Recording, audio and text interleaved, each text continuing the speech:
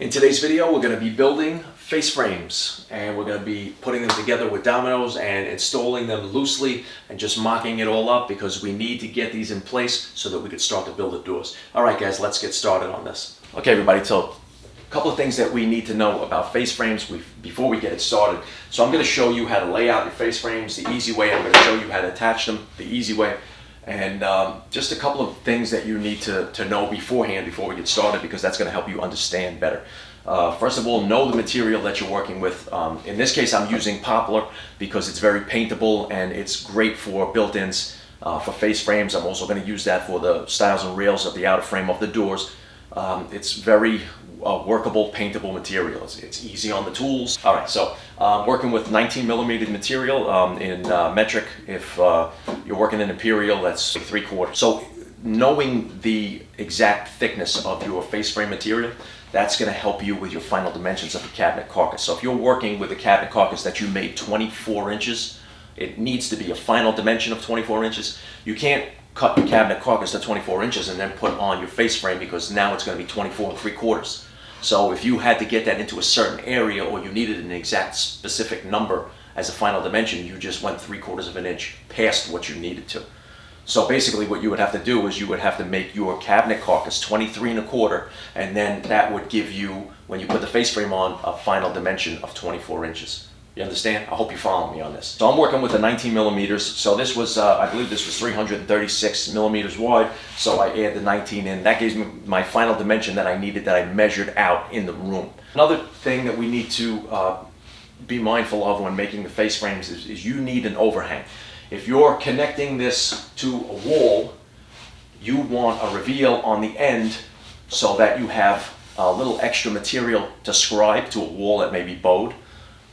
You also, if you're connecting cabinets, then and it's not one specific unit, then you would have an overhang of the face frame, so that when you connect the cabinets, you're not really worrying about butting up the two pieces together. You want to reveal on the inside also of your face frame, because that's going to hide your internal screws that you screw the boxes together.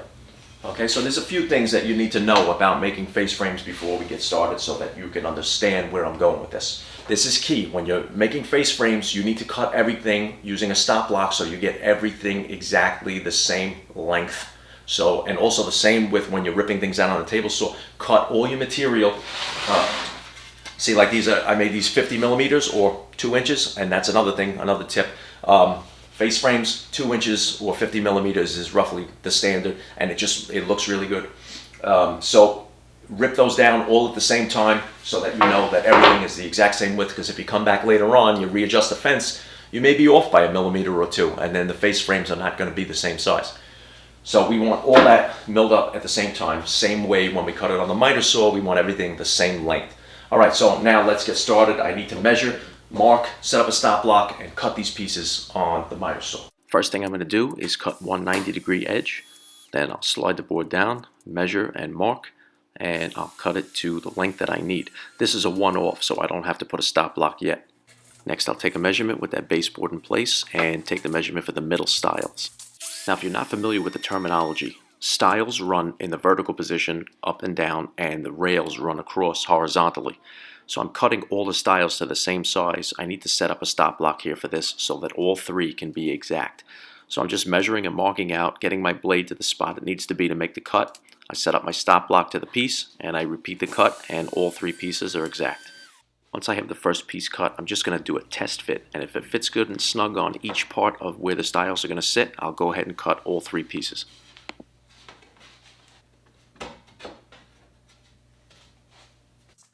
So since my dry fit was good, now I can go ahead and utilize that stop block and cut all my pieces.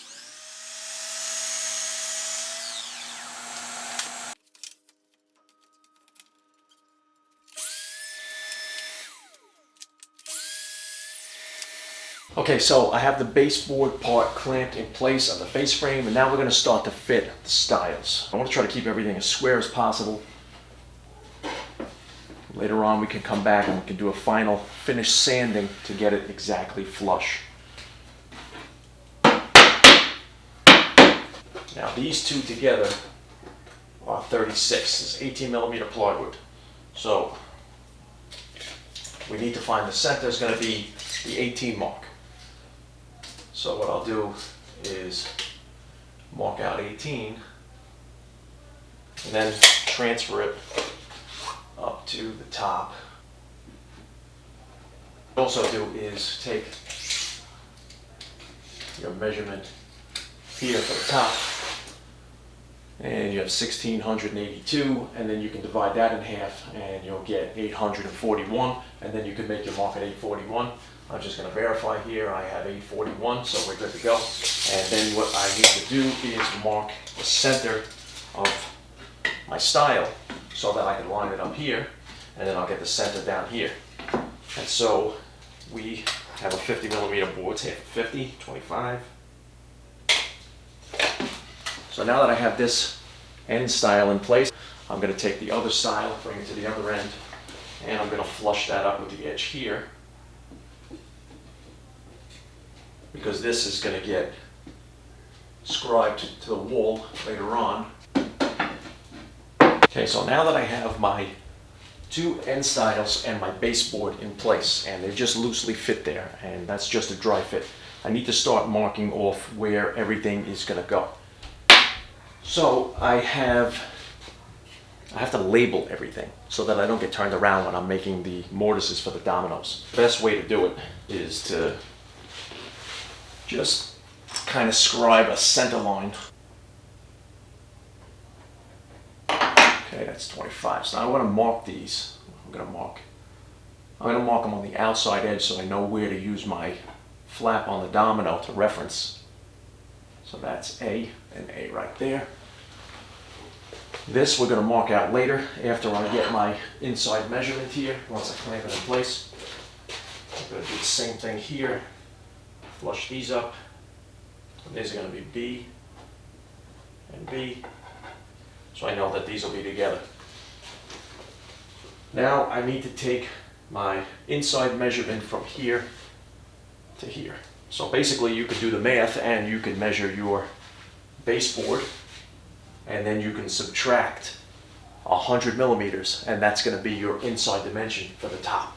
So that's what we're going to do, so this way we keep everything perfectly accurate. So I cut the bottom base at 1691 millimeters. This is 50 mils, that's 50 mils. We're going to subtract that to get our inside, so we have to make this 1591 millimeters up here for the top. 1591.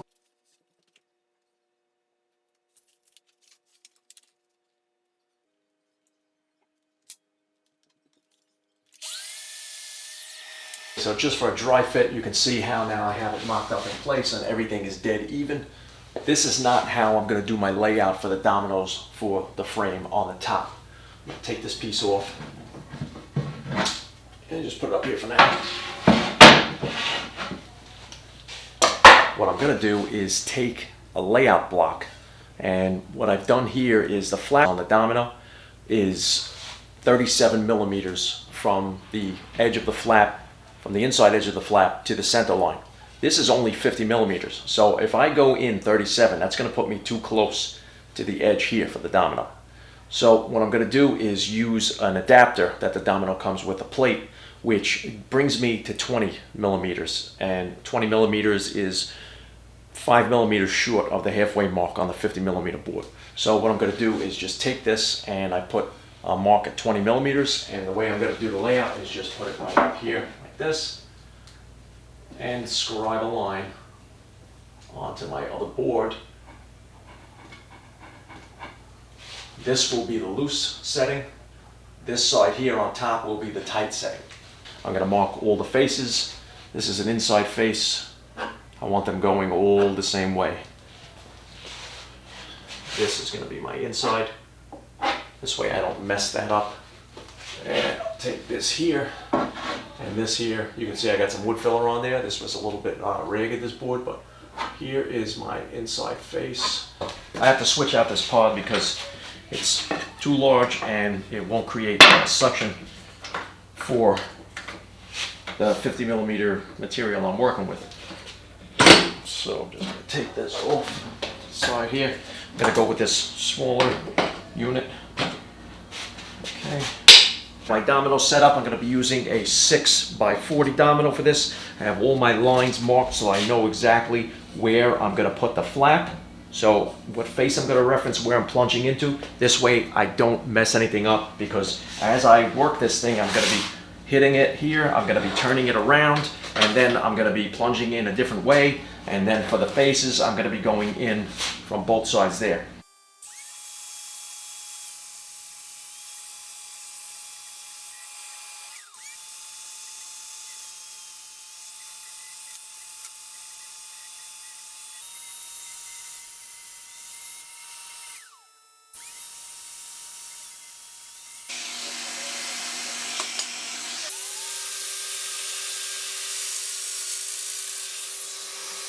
What I'm going to do first is get some good coverage of glue on the domino, because we don't want these face frames coming apart. Tap it in. Take some of that glue that wicks upwards and brush it up on the domino. I'm using Titebond 2 for this. Usually I use Titebond 3, but every once in a while on a face frame I'll go with Titebond 2. And I'm going to just make sure I line this up here. Okay, now I'm going to put my top in first here.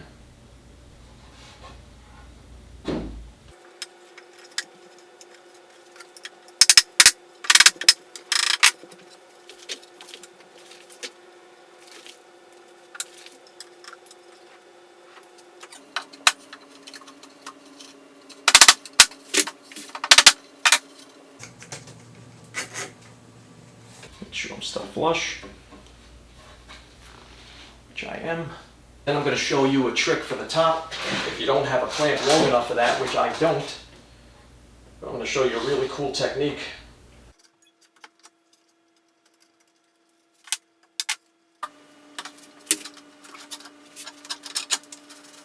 This is the part where you need to make sure you keep your lines straight. That line is perfect. Okay, now for the top, I need to bring the top together. I don't have a clamp that long. Let's use a ratchet strap. Now what I'm going to do is just get it close. I'm going to start to ratchet it. And I'm going to keep it in the middle.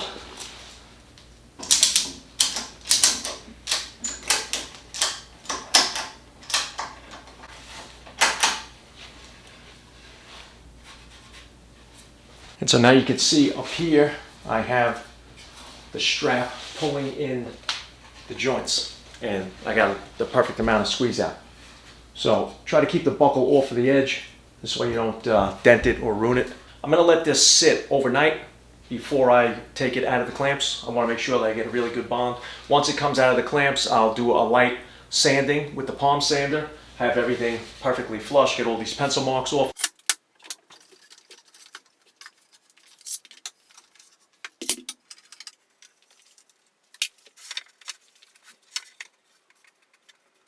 Okay, so I have it just mocked up in place here, but what I need is a temporary way to install this without actually completely gluing it and affixing it together. So what I'm going to do is I'm going to run a couple of dominoes in the side.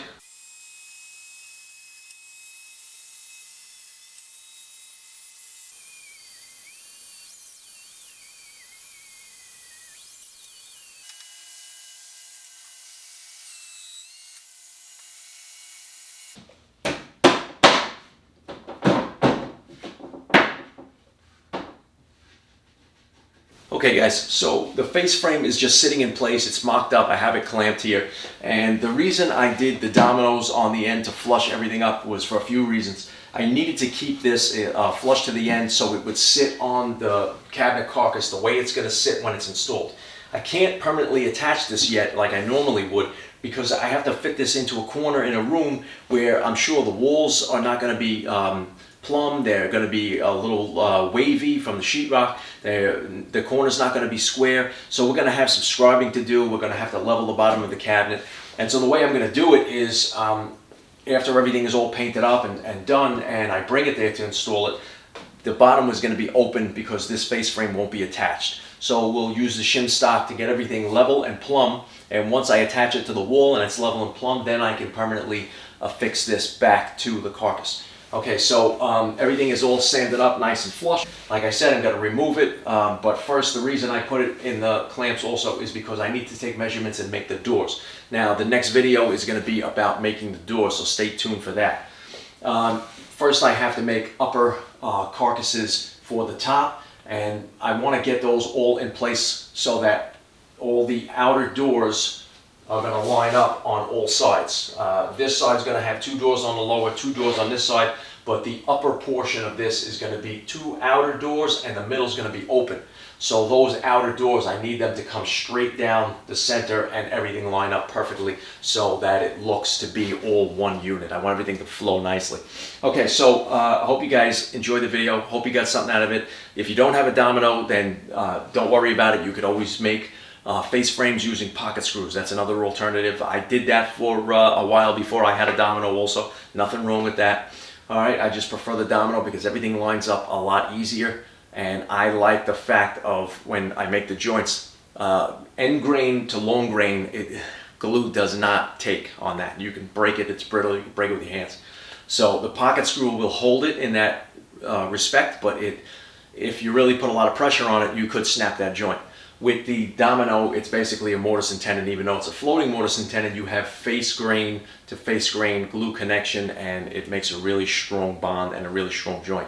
If you guys like the video, give it a thumbs up, hit the picture of a notification bell. Don't forget to stay tuned for the next video. That'll be the doors, but those are going to be shaker flat panel doors, so that's going to be a nice interesting video. And we're also going to install the soft close concealed hinges. I'll show you how to do that as well when we install those doors after we make them.